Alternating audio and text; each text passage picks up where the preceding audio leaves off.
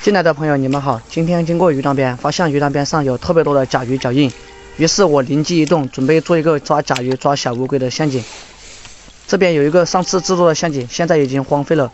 咱们把它加工一下，把这个道路给抹光滑一点。经过路边的时候，发现了一个金坛子，咱们把这个金坛子放进去，制作一个迷宫陷阱。不管是小乌龟还是山螃蟹，从这里经过的话，跑进去就出不来了。